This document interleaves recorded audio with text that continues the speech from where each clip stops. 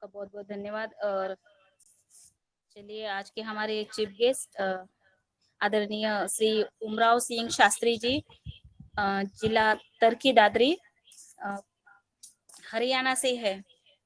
तो इनको आदरणीय मेनपाल भाई साहब ने इनका नंबर दिया था और इनसे संपर्क कर लिया। तो ये पिछले 9 साल से जैविक प्राकृतिक खेती कर रहे हैं और उनको बहुत अच्छा लग रहा है। जैविक खेती कर रहे हैं तब से उनको उनकी खेती में वो 9 साल से अभी भी वो मौसम्बी, ये फ्रूट भी सब लगाते हैं, तरबूज, खरबूज, ये सब लेते हैं, मूंग, बाजरा, सरसों। और वेजिटेरियन में फूल गोभी, पत्ता गोभी, लहसुन, प्याज, ये सब वो पूरे जैविक ही निकालते हैं। तो वो मार्केटिंग भी बहुत अच्छी करते हैं। आज के हमारे कृषक आदरणीय उमराव सिंह जी को मैं इस योगाहार मंच पर पतंजलि किसान सेवा समिति और पतंजलि ऑर्गेनिक इंस्टीट्यूट हरिद्वार के इस योगाहार मंच पर सादर आमंत्रित करती हूँ और आप आइए और अपनी बात रखिए। जी जी वो जी, नमस्ते नमस्कार सर। जी हाँ सभी, जी, और शुरू। योगाभ्यासियों को मेरा नमन है ना।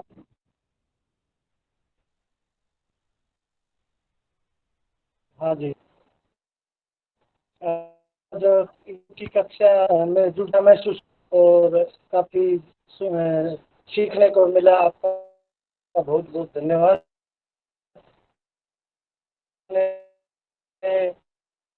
मेरे को बनाया दिया, उसको बहुत बहुत धन्यवाद। और सभी लोग प्राणायाम करते रहें, बचपन से ही अनुलोम विलोम योग का कपालभाति करते अभ्यास रहें है। सभी और सुनते रहें।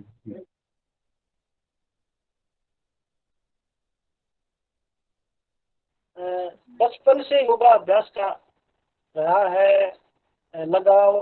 तो ये मानिए 9वीं कक्षा, जब मैं 9वीं कक्षा में 13-14 साल का था, तो हमारे एक गुरु जी थे, धर्मपाल शास्त्री, वो योग करने के लिए सभी बच्चों को जो है उत्साहित करते थे।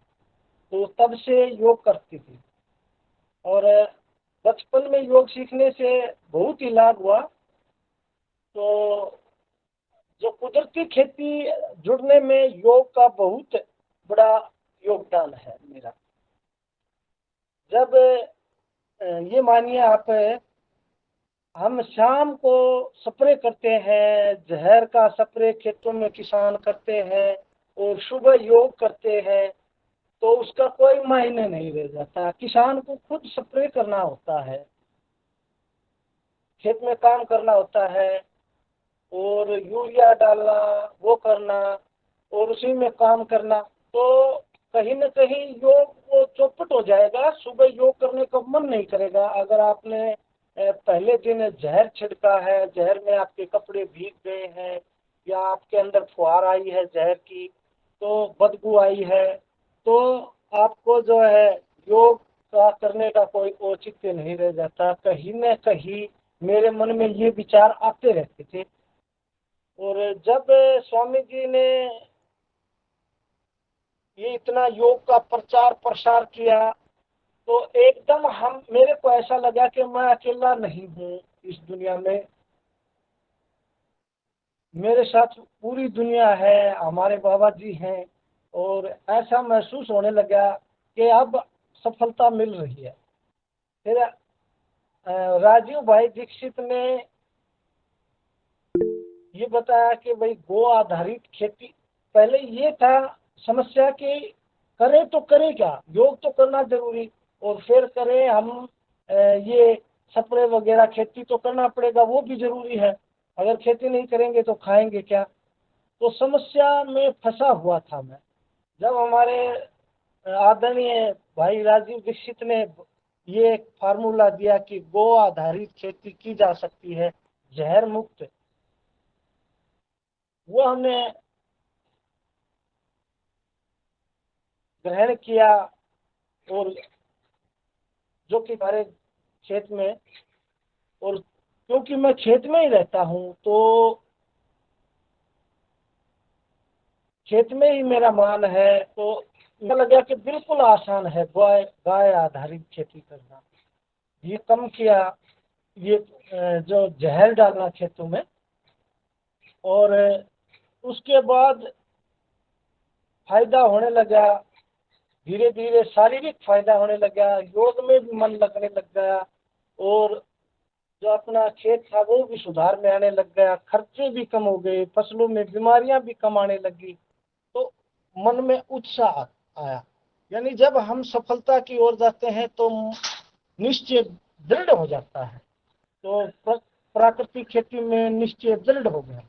फिर मैंने खेती में विविधीकरण अपनाया, अलग अलग। अब जो हम उगाते हैं गेहूं अकेला, अगर हमारे से जो जुड़े हुए हैं, जो हमारे ग्राहक जुड़े हुए हैं, वो अकेला गेहूं तो नहीं खाएंगे। वो वो सब्जियां भी खाएंगे, फ्रूट भी खाएंगे, घी भी लेंगे, दूध भी लेंगे, तो मसाले भी उगाने पड़ेंगे। तो वो सभी लेते हैं तो हम सभी उगाते हैं, तो उससे फसल की पैदावार भी बढ़िया होती है, और हमारी जो आय वो लगातार चलती रहती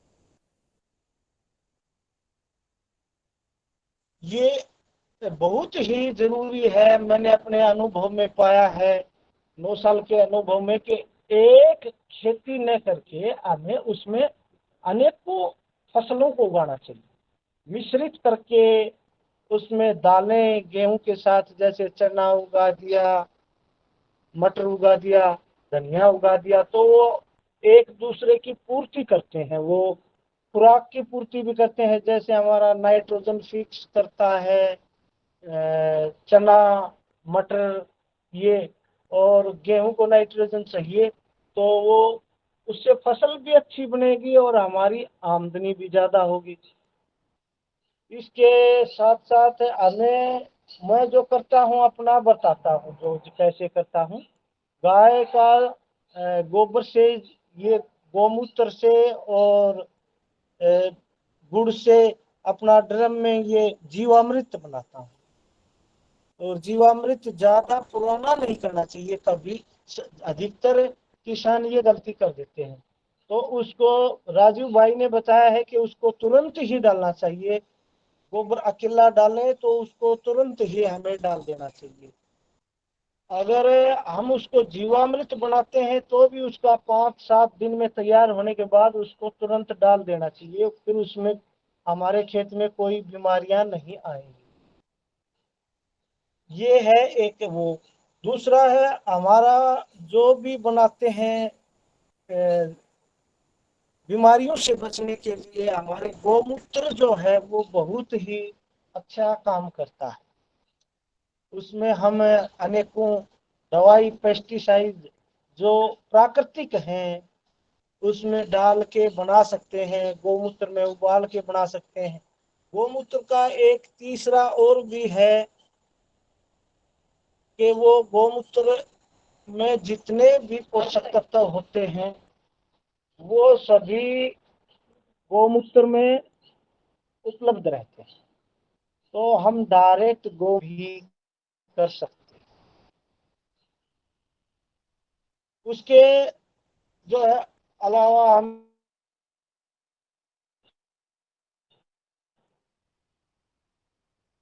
एक मोरिंगा जो पौधा है, सहजन बोलते हैं जिसको, उसका हम गोमूत्र में उसको डाल के, और पूरा वो डिजोल्व हो जाए, उसमें घुल जाए 5-10 दिन के बाद, उसका स्प्रे करेंगे तो भी पोषण बहुत मिलता है। ये मेरा अनुभव है, मैंने देखा है, बहुत ही उसमें लाभ मिलता है।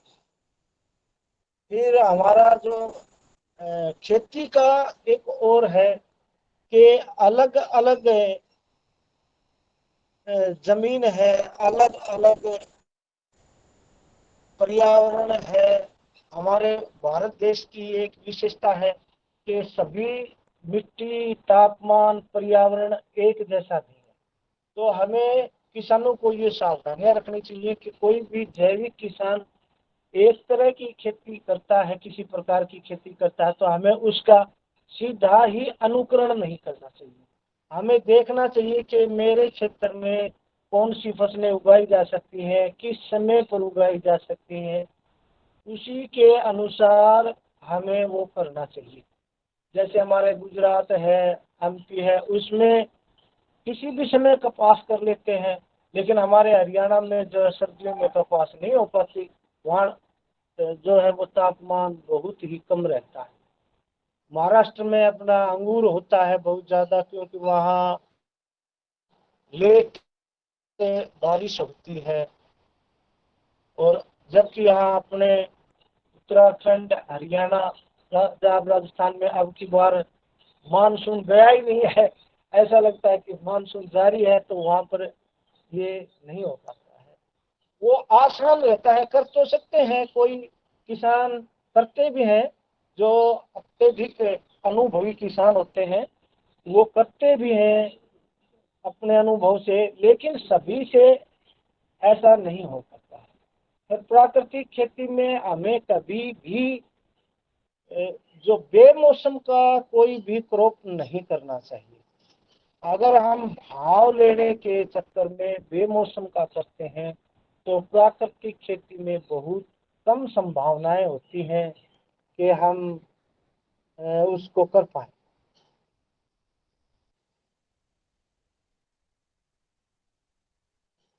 वो और हमें ज्यादातर अपने बीज अपने खुद तैयार करेंगे जो वहाँ के मौसम के अनुकूल ढल जाते हैं, वो अच्छा काम करते हैं।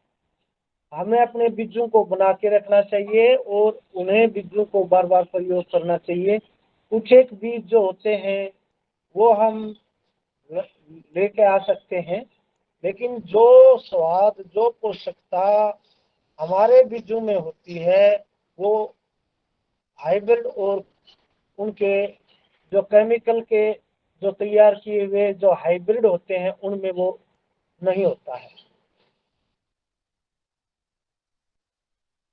और मैं आपको बताना चाहूँ कि प्राकृतिक खेती में जो हम करते हैं, उत्पाद बनाते हैं, उनका अपना ही अलग महत्व है। वो शरीर को नुकसान देने की बजाय पोषण देते हैं। तो सभी लोग जो भी योग अभ्यास करते हैं, जो अपना शरीर को स्वस्थ रखना चाहते हैं, मैं उनसे नम्र निवेदन करता हूँ, जो अपने शरीर के प्रति इतने जागरूक हैं, उनको कोई भी केमिकल का उत्पाद नहीं प्रयोग करना चाहिए। कोई भी अनाज, सब्जियां, दालें, मसाले केमिकल के नहीं खाने चाहिए। और हमारा किसानों का भी ये दायित्व बनता है, हम भी योग के साथ साथ ये धारण करें कि हम अच्छा कर रहे हैं, तो हमें कोई भी हमारे केमिकल उसमें खेत में प्रयोग नहीं करना चाहिए। जैसे कि हमारे सबसे योग के नियम हैं, 8 अंग हैं, 8।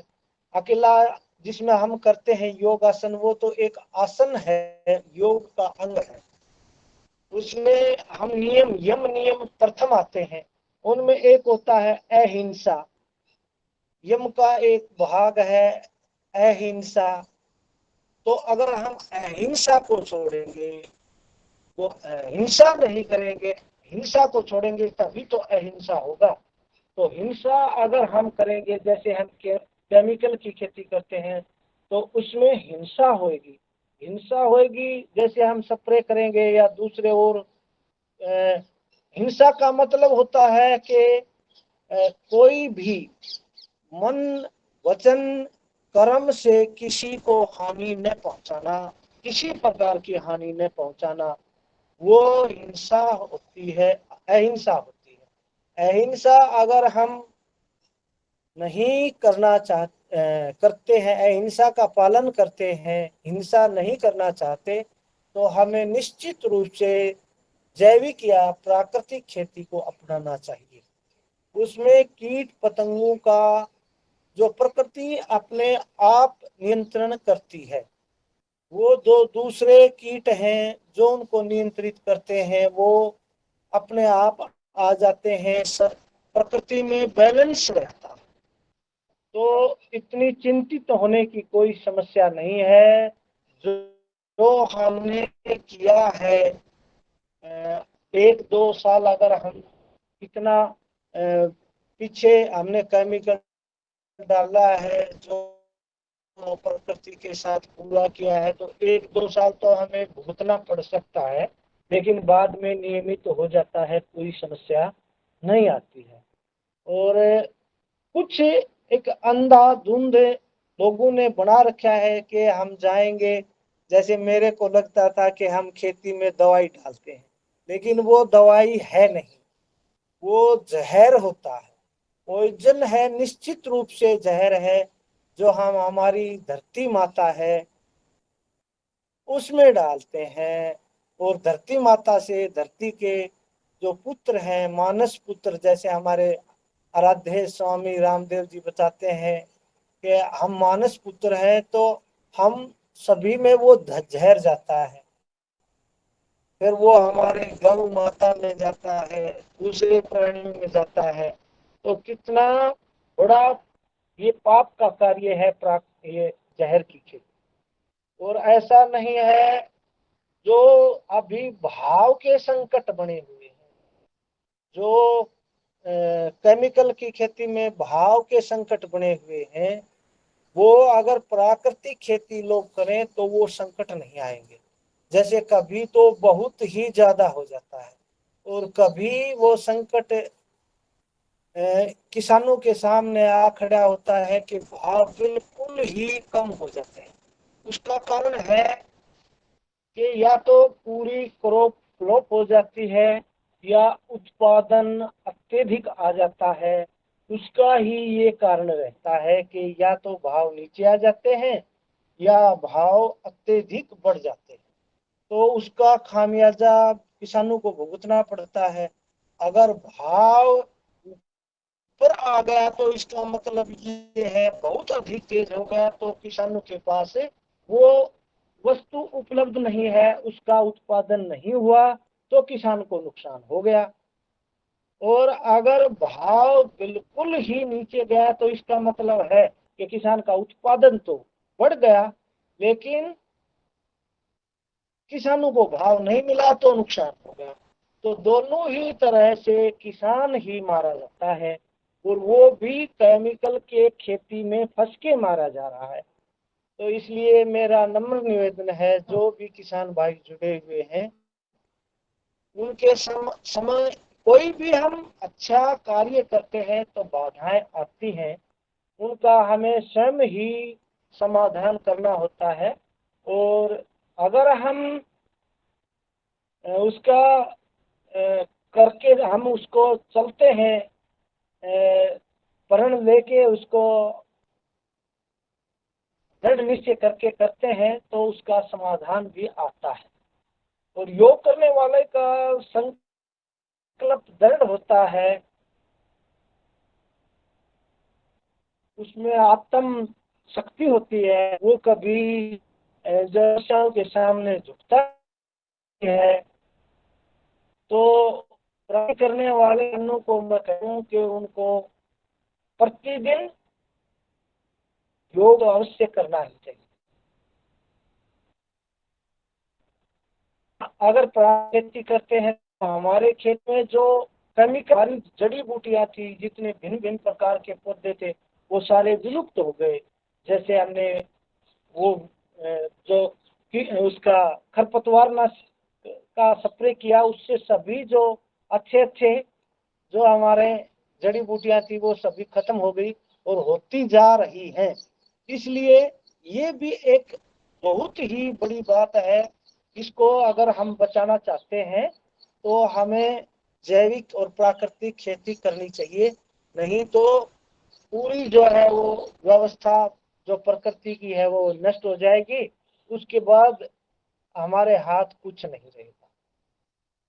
तो आप लोगों ने मेरे को इतना सम्मान दिया, इतना समय दिया बोलने का, और इसके साथ मैं और बताना चाहूँ एक जो इसमें जो जैविक खेती जो हम नाम लेते हैं, जिसमें सूक्ष्म जीवों का बहुत ही अधिक रोल रहता है। प्राकृतिक खेती में सूक्ष्म जीव जो होते हैं वो अपने ज्यादातर गाय के गोबर में है, पर्यावरण में है, उनको बढ़ावा देने के लिए जो विभिन्न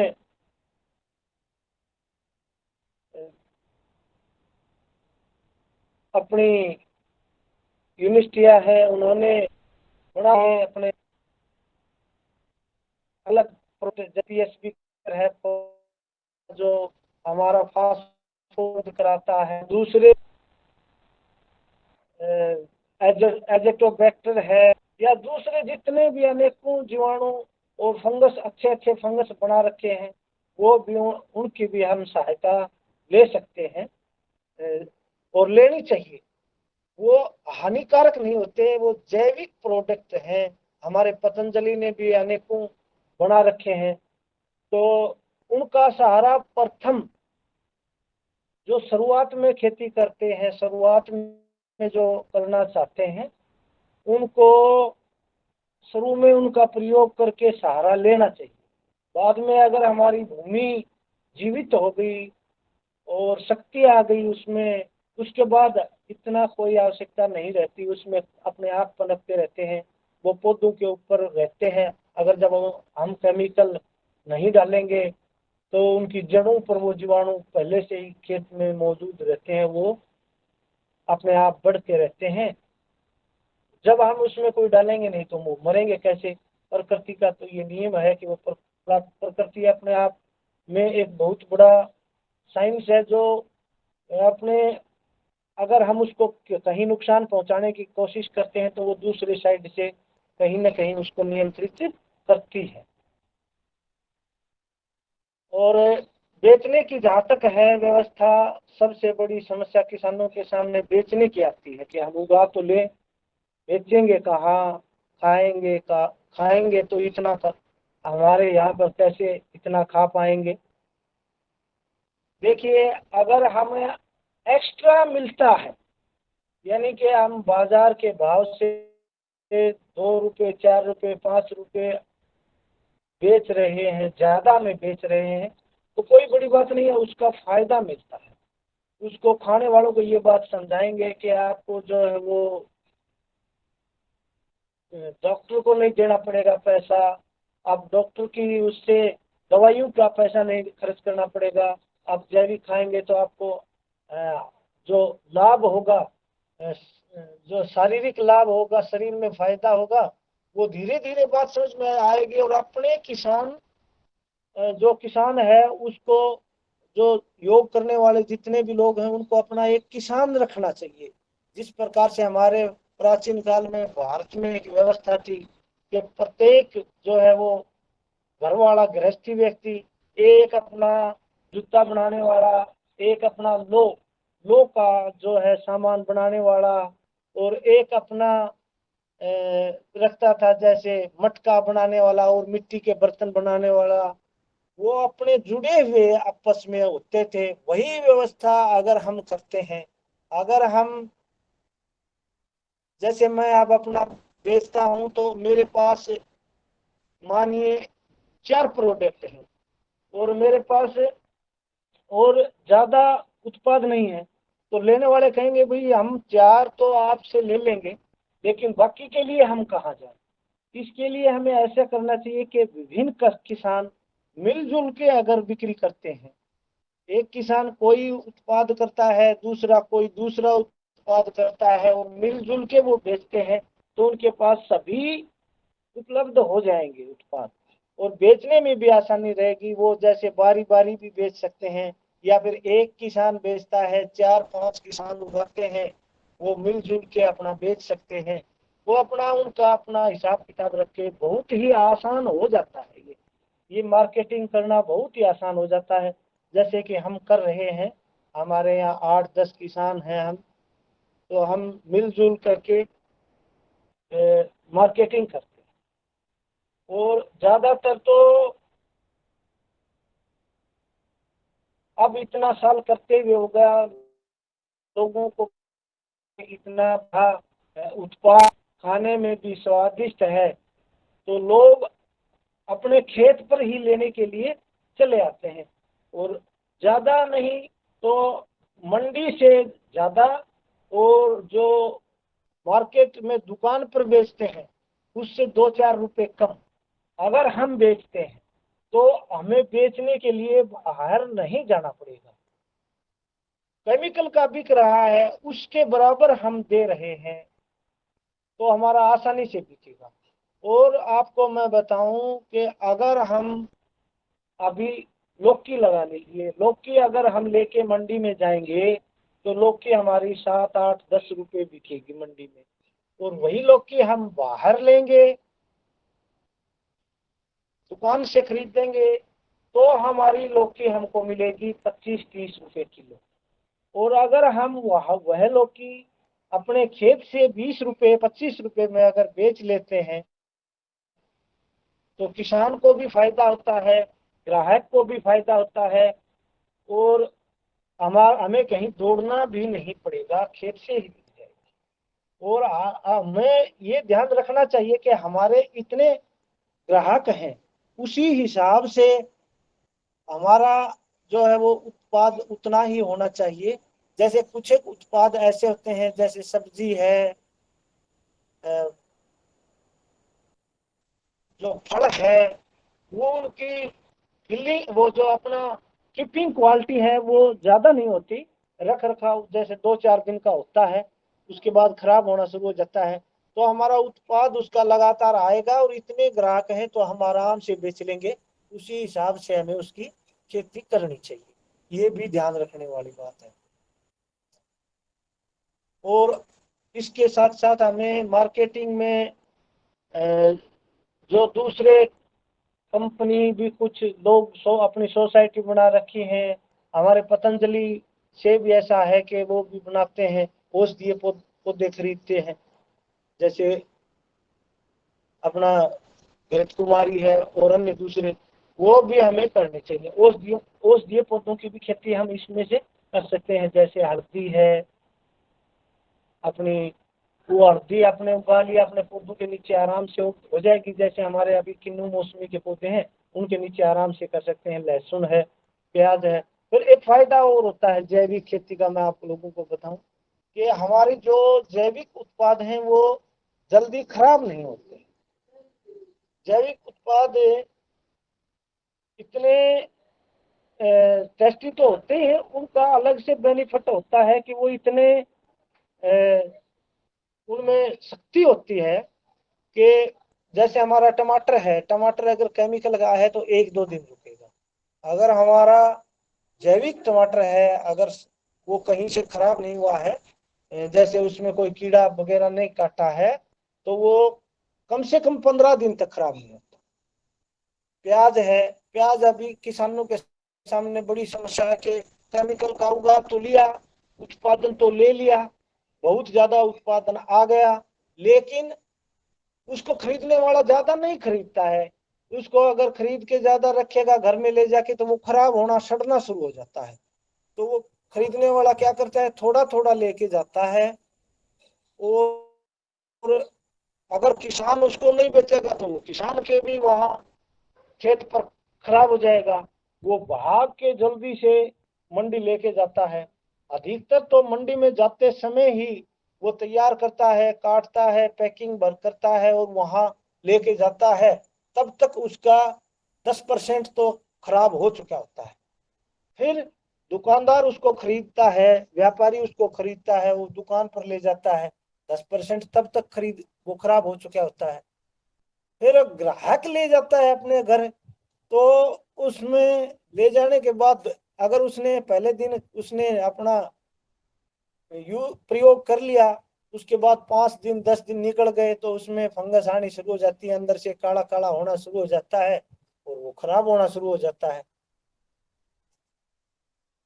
तो सबसे बड़ी समस्या ये क्या है कि किसान और ग्राहक और जो मंडी वाले जो बीच वाला है वो क्या करता है, वो भी अपना, उसको भी अपने बच्चे पालने होते हैं, वो भी हिसाब लगाता है। जैसे हमने 1 कुंटल प्याज खरीदा है, उसमें हमारा इतना बिकेगा, इतना खराब हो जाएगा। अगर हम 10 रुपए खरीदते हैं तो हमारा इसमें 30 किलो खराब हो जाएगा, 20 किलो खराब हो जाएगा, उसके बाद इतना बिकेगा, उसी हिसाब से इतना मेरा भी लाभ होना चाहिए। तो वो सारे आंकड़े जोड़ के और फिर वो बेचता है। तो यही एक प्रमुख कारण है कि किसान के और दुकान के जो भाव में डिफरेंस है, उसका ये भी एक बहुत बड़ा कारण है, रीजन है। वो उसका प्रमुख कारण है कि केमिकल की खेती, यूरिया डालते हैं प्याज में और वो जल्दी खराब होना शुरू हो जाता है। अब मेरे पास प्याज है, वो 6 से 7 8 महीने तक खराब नहीं होता। मैंने अपना रखा हुआ है, जो भी आता है मैं अपने हिसाब से अच्छे भाव में बेच रहा हूँ। मुझे चिंता है ही नहीं कि मेरा खराब हो जाएगा। जब वो हमारी होली आती है, होली तक खराब नहीं होएगा, तब हमें क्या चिंता है। और बर्बादी नहीं होगी उत्पाद की, तो समस्या नहीं आएगी, विकट समस्या नहीं आएगी कि उत्पाद जो है हमारे देश से खत्म हो गया, भाव एकदम बढ़ गए, संकट आ गया। वो भी एक बहुत बड़ी बात है। ये समाधान है प्राकृतिक खेती में इस चीज का, जो उपभोक्ताओं के और देश के सामने है, बहुत बड़ी बात है। अब हम पीछे भागते हैं क्वालिटी। क्वालिटी क्वालिटी उसका टेस्ट होता है, न कि उसका साइज, चमक। अब चमक और साइज के पीछे भागेंगे तो वो चमक और साइज, उसका बड़ा साइज और चमक उसमें नहीं होता है। जैविक में एकाध जो जहां पर अच्छा पर्यावरण मिलता है या अच्छा पोषण मिलता है, तो हो सकता है कि उसमें बड़ी साइज आ जाए, लेकिन अक्सर ऐसा नहीं। तो हमें ये बातें मेरे को बताने के लिए आपने बताया। और जो भी आप कुछ, अगर आप मेरे से जो भी होगा प्रश्न पूछना चाहें तो, डिस्कस करना चाहें, पूछ सकते हैं। ओम नमस्ते जी। धन्यवाद आदरणीय भ्राता जी। हमारे किसान भाइयों का हाँ कोई सवाल हो तो अपना सवाल हाँ, कर सकते हैं आदरणीय कोई हमारे भी चीफ गेस्ट किसान महोदय से। हाँ, जी कोई भी किसान सवाल करें, बेझिझक करें। जी, बिल्कुल बिल्कुल। कोई भी अपना परिचय देके अपना सवाल कर सकते हैं। आपका स्वागत है सदन में किसी किसान भाई का। भ्राता जी, एक मेरा सवाल है। आपने कहा गाय का गोबर, ताजा गोबर खेत में डाल सकते हैं, तो क्या हाँ जी। खाद बना करके गोबर डालने में लाभ है कि ताजा गोबर डालने में लाभ है? हाँ जी, अभी ये बात एक आपने बहुत ही अच्छा प्रश्न किया है।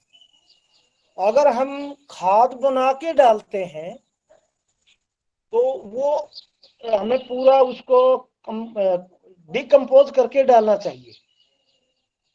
और अगर हम उसको जामुन, यानी कि खेत में हमारे जो जीवाणु हमने खत्म कर लिए हैं केमिकल डाल के जीवाणु का हम एक जामुन के रूप में डाल रहे हैं। जैसे हमारा 1 एकड़ का खेत है, उसमें 10 किलो गोबर पानी में डाल के, तो वो खाद का काम नहीं करता है। वो जीवाणु डालने होते हैं, उसमें जीवाणु डेवलप करने होते हैं।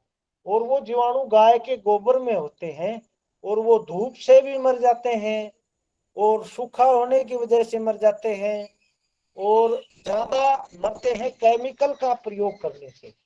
तो ये बहुत ही आपने अच्छा प्रश्न किया है कि अगर हम गोबर डालते हैं, और अगर हमने गोबर को बगैर गड़ा सड़ा के डाला है, यानी कि हम उसमें 10 टन गोबर डाल रहे हैं, 10 टन खेत में गोबर डाल रहे हैं, तो उसको अच्छी तरह से गड़ा सड़ा के उसमें हम अपना एक ट्राइकोडर्मा आता है, ट्राइकोडर्मा एक मांसाहारी फंगस होता है, जो दूसरे फंगस को खा जाता है। उसमें गोबर में वो फंगस डाल के या दूसरे जीवाणु उसमें पीएसबी कल्चर के वो डाल के या डीकम्पोजर डाल के, अभी हमारे जो है कई किसान प्रयोग कर रहे हैं डीकम्पोजर का।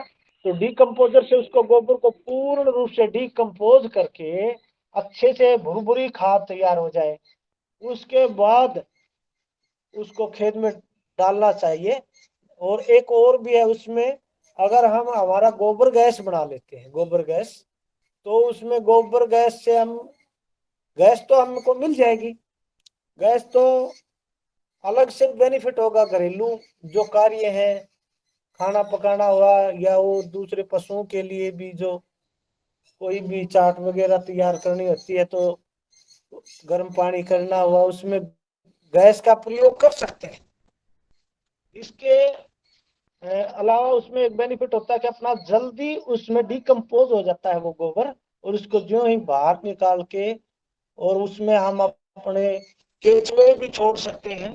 केचुए से और जल्दी उसमें गुणवत्ता आ जाती है, उत्पाद बढ़ जाता है। केचुआ खाद से अगर हम उसमें डालेंगे तो इतना पानी की आवश्यकता नहीं रहती, भंडारण पानी का जो सोखने की क्षमता जमीन की बढ़ जाती है। जीवाणु खाद डालेंगे हम, ताजा गाय का गोबर डालेंगे, उसमें थोड़ा थोड़ा डालना होता है, ज्यादा नहीं डालना होता, 10 किलो पर एकड़, उससे ज्यादा नहीं डालना है। पानी में घोल के अगर उसको पानी के साथ देंगे तो हमारे जीवाणु बढ़ जाएंगे और केचुए बढ़ जाएंगे खेत में। और केचुए मिट्टी को खा के खाद बनाते हैं।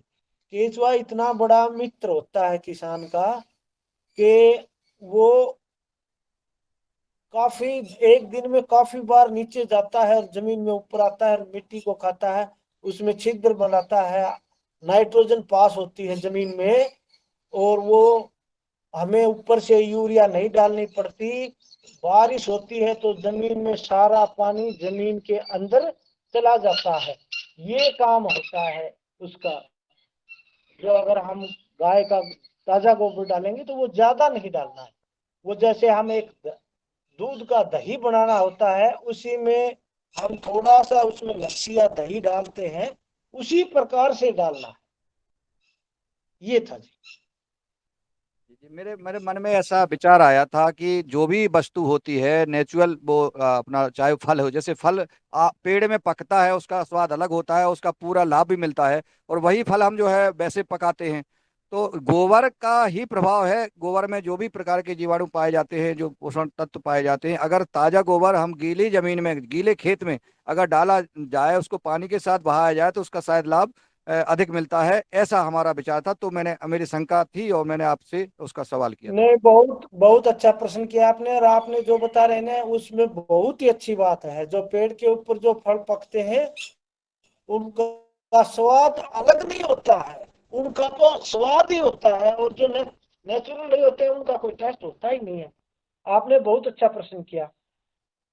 जी जी, वो कोई धन्यवाद। आप आपने समाधान हाँ किया है, और किसी किसान भाई का कोई सवाल हो तो कर सकते हैं। और मैं अब सीधा चलता हूँ हरिद्वार।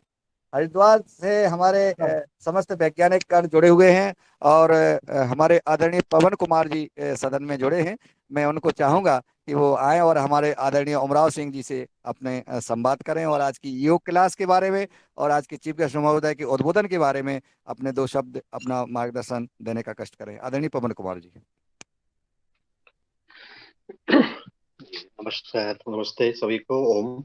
और बहुत सुंदर आज की वार्ता, अनुभवों का आदान प्रदान मुख्य अतिथि के द्वारा, बहुत आपको अभिनंदन है। इस प्रकार से ये जो हमें रोज प्रयोग करते हुए कुछ न कुछ नई चीज सीखने को मिलती है। जब खेत में जाते हैं, खेत में मिट्टी को हाथ में लगाते हैं, गोबर को प्रयोग करते हैं, और जो आपने बताया सिंचाई के पानी के साथ, मुझे लगता है कि बहुत उपयुक्त है, क्योंकि उसकी मात्रा कम है। वो मात्रा कम है, पानी के साथ जा रहा है, तो और उसमें बैक्टीरिया है, तो उसका जमीन में जा करके बहुत अच्छा लाभ मिलता है।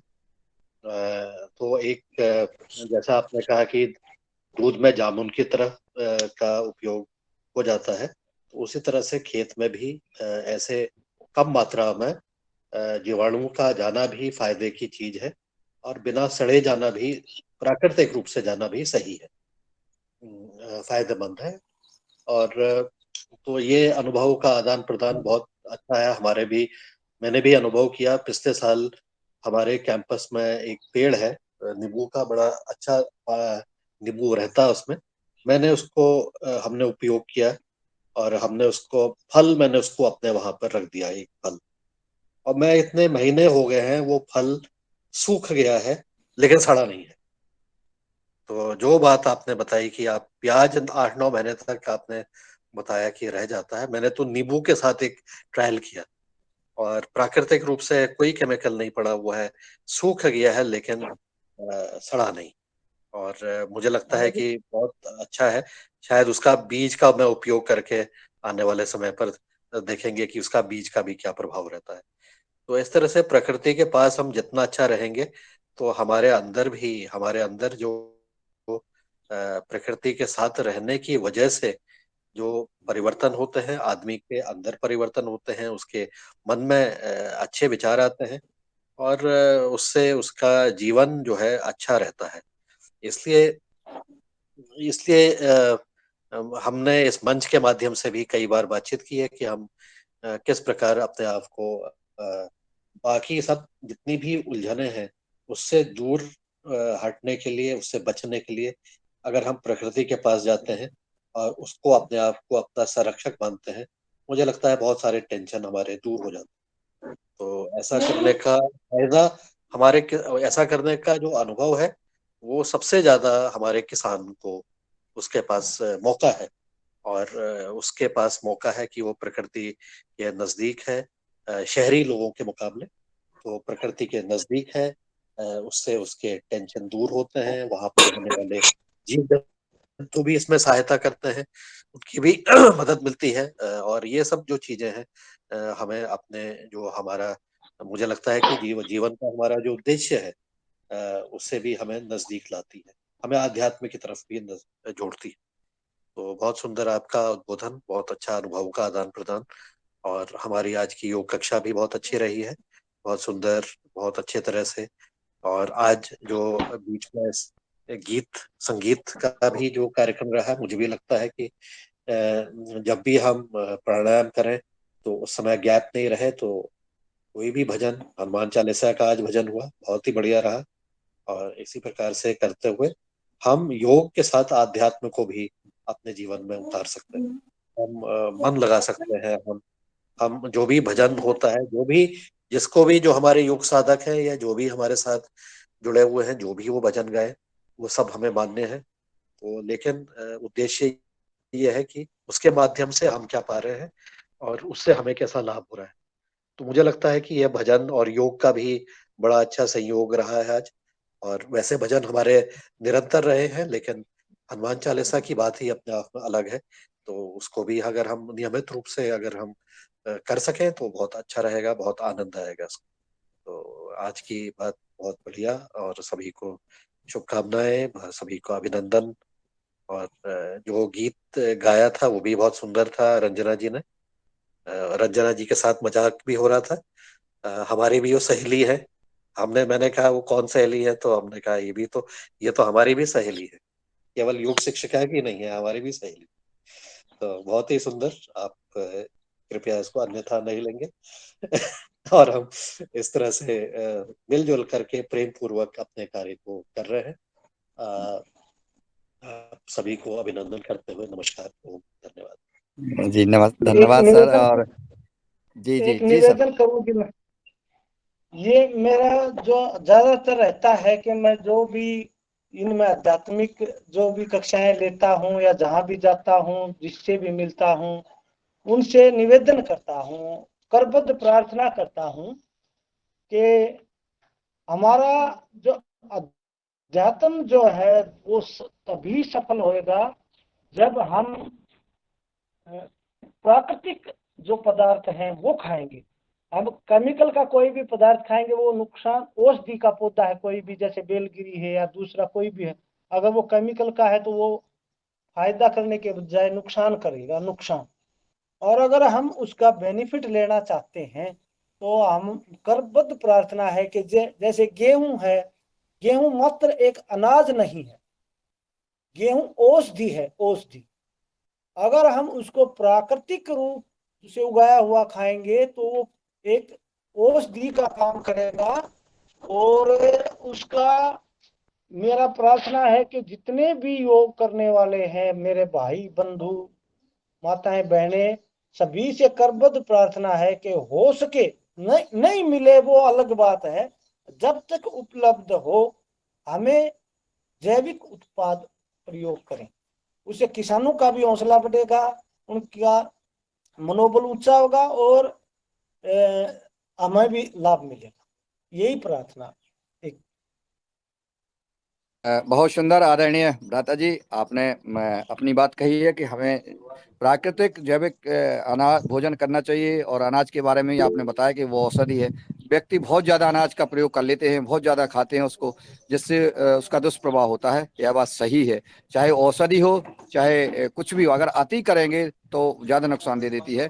मैं अंकित जी को शीघ्र बुलाता हूँ। इसके पहले मैं आदरणीय पवन सर जी ने जो आज मार्गदर्शन दिया है कि हनुमान चालीसा रोज हमारे प्राणायाम के साथ हो, आज आपने प्रस्ताव दिया और आप नए नए आयाम हम सबको दिशा देते हैं। सदन की ओर से मैं आपको बहुत बहुत आभार और धन्यवाद देता हूं कि हमेशा आपने दिशा दी है, और जहां भी और एक महत्वपूर्ण दिशा देते हैं जो एक इतिहास बना देती है।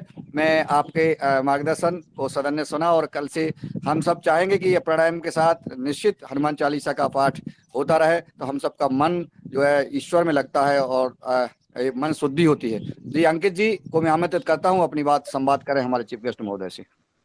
नमस्ते जी, मैं हरियाणा से उमराव जी के साथ ही एक किसान जुड़ के नया सेटअप शुरू किया है। मैं भी जैविक उत्पाद बनाने के लिए अब शुरू किया है। मैं खुद के जैविक प्रोडक्ट बनाता हूँ। हमने टीसीबीटी और पतंजलि से बहुत कुछ सीखा। राजीव दीक्षित से प्रेरित होके भी बहुत अच्छा अनुभव मिला है। हमारे गुरु समान उमराव ने जी भी बहुत अच्छा सहयोग किया हमारा। और उमराव जी के फार्म पर मैं गया था, बहुत अच्छे सब्जी और बहुत अच्छा ही सेटअप कर रखा है। एक एक प्रकार से मॉडर्न तरीके से है। सारी सब्जियां हैं, मौसमी है, लहसुन है, अलग अलग प्रकार के गेहूं है, वो भी प्योर जैविक में है। मैं एक आग्रह ये करना चाहता हूँ कि आप कृपा करके, आपको पता होगा कि जो अग्निहोत्र है उसका भी प्रयोग करना चाहिए। प्राचीन समय में बताते हैं कि अग्निहोत्र नियमित रूप से प्रत्येक घर में होता था, जो यज्ञ का ये एक छोटा सा रूप है। जी बिल्कुल बिल्कुल। अगर हम अग्निहोत्र करेंगे अपने खेत में या फसल में, उसका बहुत ही सकारात्मक प्रभाव पड़ता है। जो हमारे कीट पतंगे होते हैं जो हानिकारक, वो दूर हो जाते हैं, वायरस है वो दूर हो जाते हैं, और बुरी गैसें हैं वो दूर हो जाती हैं। और जो हमारे सहयोगी जो जीवाणु होते हैं वो ज्यादा उसमें पनपते हैं। ये तो एक प्राचीन ऋषियों की एक खोज है। इसको हम जो है बिल्कुल फायदा उठाना चाहिए। और इसका प्रयोग हमें उसमें उसकी जो बच जाती है हवन की जो राख, बाद में उसको बभूत बोलते हैं, राख नहीं कहना चाहिए। बसम उसको बसम पानी में मिला के और स्प्रे भी कर सकते हैं, और सिंचाई के साथ खेत में भी दे सकते हैं। उसके भी अपने अलग बेनिफिट है, इसको कोई नहीं झुठला सकता। जी बिल्कुल, अंकित जी ने सही बताया। और अंकित एक बहुत ही अच्छे होनहार और लगनशील है। इन्होंने बहुत ही जल्दी अपने खेत को डेवलप किया है उसमें जैविक में, और अच्छे भाव में अपना उत्पाद बेच रहे हैं। बहुत बहुत शुभकामनाएं उज्जवल भविष्य के लिए अंकित जी। हाँ बोलिए।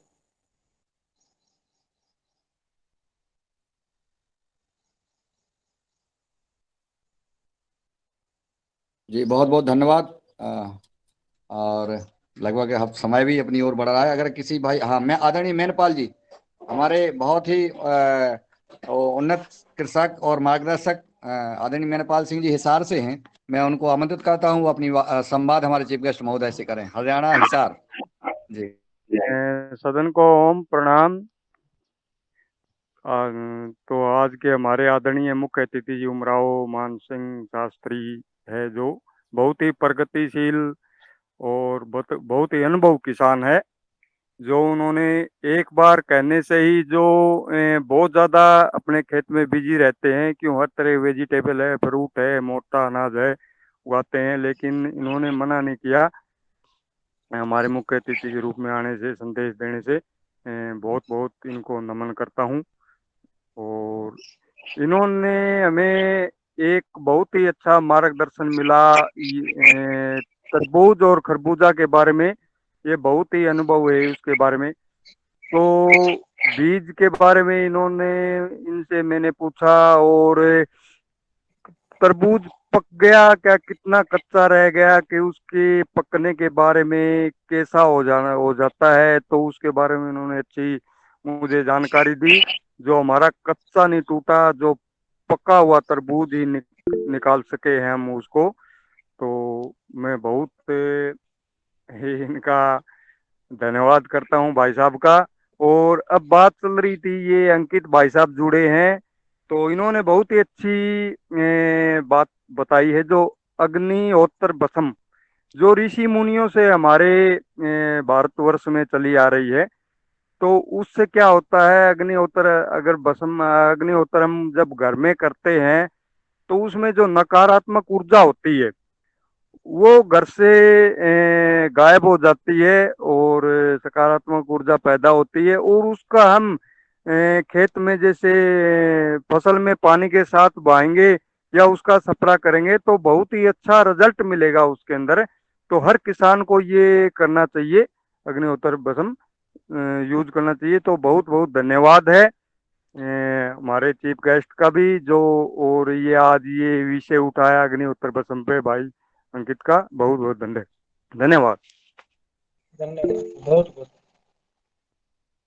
बहुत बहुत धन्यवाद आदरणीय मेनपाल जी, आपने आज के हमारे आदरणीय चीफ गेस्ट महोदय को आमंत्रित किया और उन्होंने आप का निवेदन स्वीकार किया और हम सबको महत्वपूर्ण मार्गदर्शन दिया। और सदन ने सुना, हमारे किसान भाई निश्चित लाभान्वित हुए हैं और वह तरीका अपनाएंगे भी और अधिक से अधिक लाभ लेंगे। और मैं निवेदन करता हूं कि बीच बीच में आप इस कार्यक्रम में मार्गदर्शन करते रहिएगा, जुड़ते रहिएगा, क्योंकि ये स्वैच्छिक कार्यक्रम है। यह कार्यक्रम किसी व्यक्ति का नहीं, यह हम आप सब किसान भाइयों का, आपस में वैज्ञानिकों का संवाद करने का एक माध्यम है। हम सब लोग इसको संचालित करते हैं, कोई व्यक्तिगत रूप से, कोई संस्थागत नहीं है, ये तो स्वैच्छिक रूप से कार्यक्रम चल रहा है। तो हम सबके सहयोग से किसानों का भला होता रहे, हम अपने एक दूसरे के अनुभव बांटते रहें और विभिन्न सामाजिक मुद्दों पर हम इस युवा कार्यक्रम में चर्चा करते रहें।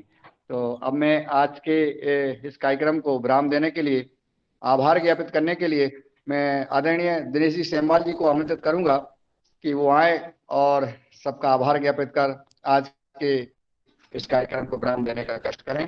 कल 5:30 बजे फिर पुनः मिलेंगे अपने साथियों के साथ, नए योग शिक्षक और चीफ गेस्ट महोदय के, उनका भी अनुभव सुनेंगे। आदरणीय दिनेश जी। ओम भाई जी, एक प्रश्न था अग्निहोत्र से। जैसे भाई ने बताया, अंकित भाई ने, कि अग्निहोत्र करना चाहिए, तो ये कितने टाइम में करना चाहिए और खेत में कहाँ करना चाहिए, थोड़ा सा ये भी बताएं।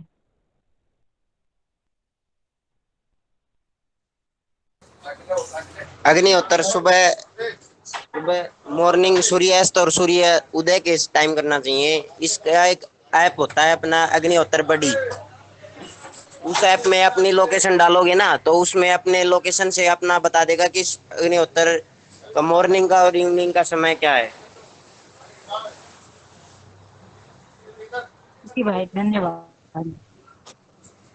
जी जी, आदरणीय बहन मिथिलेश जी, बहुत ऊर्जावान बहन है ये, और ये भी प्राकृतिक जैविक खेती करती हैं, गाय का पालन करती हैं, और आप बहनों के लिए किसानी से जोड़ने का प्रयास कर रही हैं। आपके पुरुषार्थ को नमन करता हूं आदरणीय मिथिलेश बहन जी। और आप तो पूरा राष्ट्र गुरु सेवा के लिए समर्पित है, आपके पुरुषार्थ को नमन। आदरणीय बने सिंह जी ने हैंड रेज किया है, वो अपनी बात रखें। जी ओम, सभी को मेरा प्रणाम। मुख्य अतिथि से निवेदन है कि जैसे अग्निहोत्र का जो विधि बताई आपने वो ठीक है, परंतु मौसम के अनुसार उसमें कौन कौन सी औषधियों का आप उपयोग करते हैं? ऐसा कोई मौसम चक्र का अग्निहोत्र का ऐसा चार्ट बनाया है क्या आप लोगों ने? और अग्निहोत्र का उसमें औषधियों का तो अग्निहोत्र में विशेष औषधि नहीं होती, जो पोषण देने वाली औषधियां होती हैं उसका मौसम से इतना नहीं होता रिलेशन। हमें सुबह और शाम से होता है, सुबह और शाम, और उसमें अवधि जैसे हम साप्ताहिक करते हैं, मासिक करते हैं, प्रतिदिन करते हैं, या दिन में 2 बार भी कर सकते हैं, वो महत्वपूर्ण होता है। उसमें अगर हम घी, कितना अच्छा घी यूज कर रहे हैं, प्रयोग कर रहे हैं, देसी गाय का घी यूज करना चाहिए, कितनी मात्रा में कर रहे हैं, और हम अपने फसल के बीच में रख के कर रहे हैं, या फिर हम बाद में उसका भस्म को उसका स्प्रे करके उसका प्रयोग कर रहे हैं, ये अलग महत्वपूर्ण बात है। घी के अलावा वो जो सामग्री होती है, हवन सामग्री जो हमारे पतंजलि में मिलती है, उसी से हम सामान्य रूप से कर सकते हैं।